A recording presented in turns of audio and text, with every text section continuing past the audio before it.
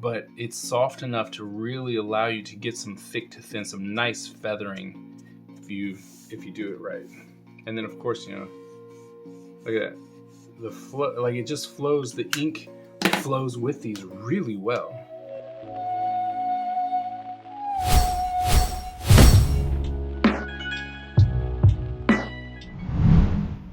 Hello everyone, and welcome to another episode of Is It Worth It, where I go around the world and the internet looking for art supplies to make your life just a little bit easier, or for you to enjoy the craft just that much more.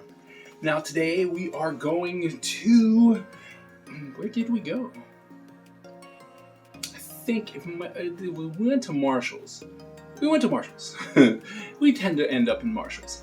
We went to Marshall's and they had a different brand of markers there, which I was interested in, and it is the art alternative illustration markers. Now, I have seen art alternatives around in a couple different stores before, and I never really picked them up. But if you follow this channel at all, you know that I like markers. And so when I saw that they had illustration markers, I had to just go ahead and pick them up because I'm very curious to see if they are actually worth it. So, as usual, there's no better way than to test them out. So, come on, let's go check them out. All right, so as you can see, it's a very simple packaging. We just have a clear plastic container. It lets you see all the markers that are there, and yeah, that's about it. So it's very simple. Even the little paper that's going to be inside is also pretty simple, just simple colors. 12 illustration markers. It says it's alcohol based, and then it alcohol based, brush and chisel, easy flowing, vibrant ink. And it's good on paper, artboard, artist canvas, and other surfaces. And that's it. And it just says it in a couple different languages, and it gives us a couple colors. And yeah, so, and let's see what they got here. Take them all out. There we go. Okay. So this is it's a round design, so completely round. And it has the little stoppers so that, I mean, granted, when they roll, it's going to, they'll keep rolling, but if you actually like place it down, the stopper will keep it from rolling around. So that's cool.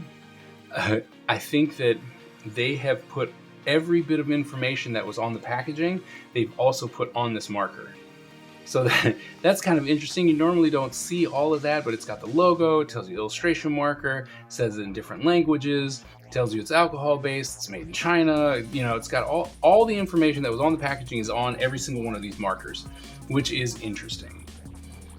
One thing that they instantly show you is like, here's the brush side, here's the chisel side. Brush, chisel, very easy. So that's nice. Let's see. Chisel looks very sturdy. Right, nice little chisel. Let's see, snap. Ooh, nice snap. And the connection's really strong too, so that's good. Also, one thing that you notice by the chisel, it has a gray line, which will also help you indicate which side is which, if you're actually looking. Brush looks very nice. Very, thick kind of brush, not a real thin one, so it should hold the ink really well. And then we'll see if it's actually soft or firm. All right, it's got a nice snap, also good connection. Let's see if they post. I love it when the markers and the caps and pens and stuff, when they all post.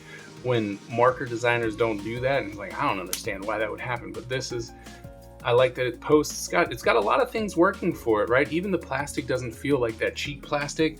It's a quality plastic, and the marker's not really small, so it's got a nice size. So far, these are really cool. All right, let's see. So we're gonna be using the 300 series Bristol board smooth for our testing here. Go ahead and go with yellow.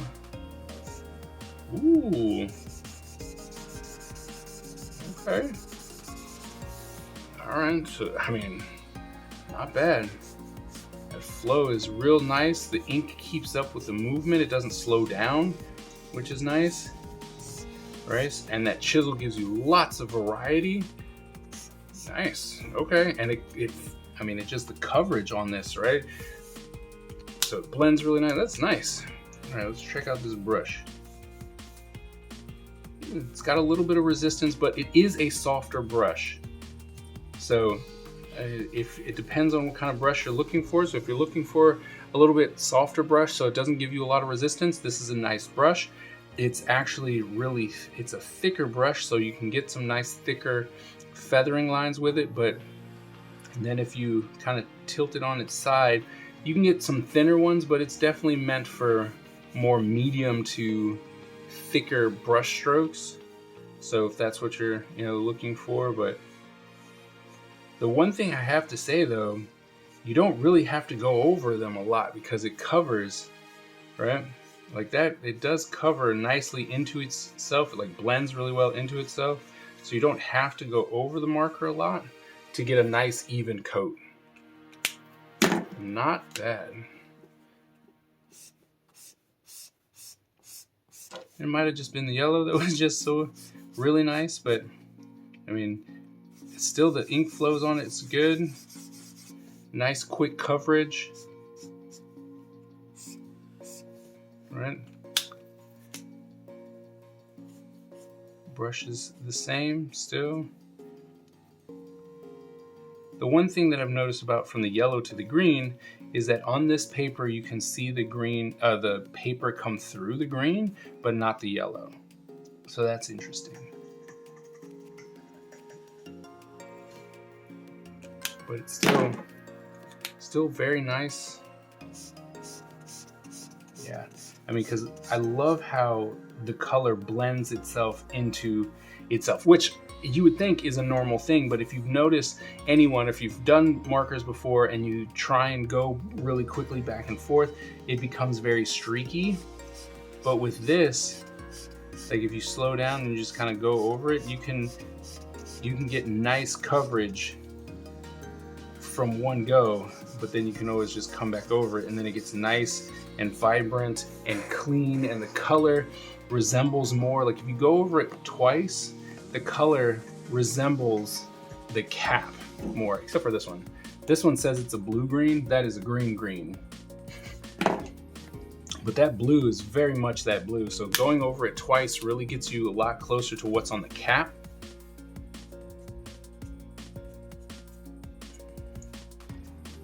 Let's see. I mean, the flow on the brush is actually really nice. Very, very nice. I like the fact that it keeps up with the movement. And you guys know, if you follow the channel, you know I'm not a brush person. Like brushes are not what my go-to are. But this is a really nice brush because it does have enough firmness behind it so that it doesn't just feel like a limp noodle. But it's soft enough to really allow you to get some thick to thin, some nice feathering if you do it right. And then of course, look at that. The flow, like it just flows, the ink flows with these really well. Let's try this one. This is a nice light pink. Like I said, you go over it twice and then you've got pretty much the color that's on the cap.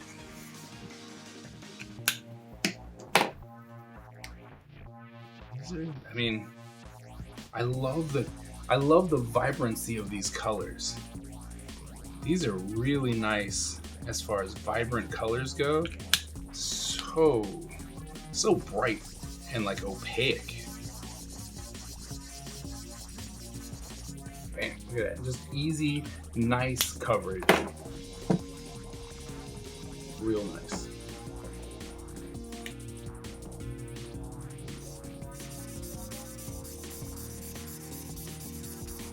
As you can see, it just stays consistent, right? Well manufactured, good color.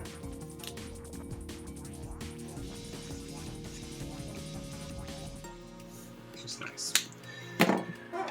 All right, so let's see. Let's try I'm gonna do a Staedtler. Gonna do our ink test. And then we got a Faber-Castell.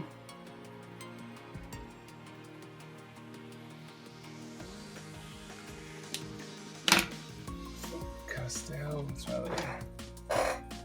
This is Tombow.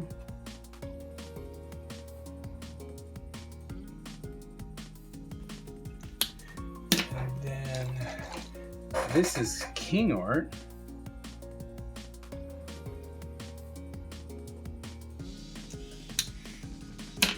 And I think that's pretty good. What about the identity pen?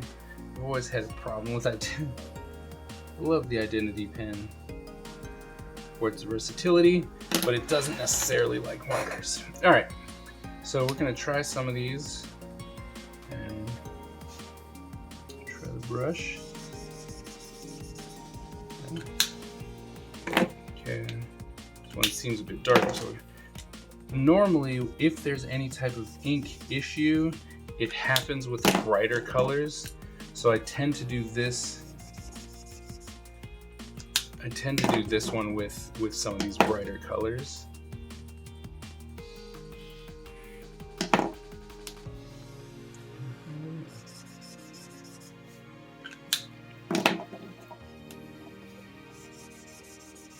Just to see if it interacts well with markers or with things and which ones, so that you can see which ones to avoid and whatnot. Turn that around. There you go. So the one that's really been affected the most is the Staedtler one, right? That one's just bleeding all over the place. But as far as all the other ones, it doesn't. So it seems as though for the most part, if you are to use any type of fine liner, except for Staedtler, it'll work just fine, right? These colors will work. So if you're doing character design or any type of illustration work, you can actually use those fine liners without worrying about it bleeding. And that is a very important thing, especially if you've inked it up and then you have all this nice ink work and then you go over it with a marker and it bleeds everywhere. You don't want that to happen. So these art alternatives work really well with fine liners, except for Staedtler. All right, so we just got done reviewing the art alternative illustration markers, and I have to say, they're really good.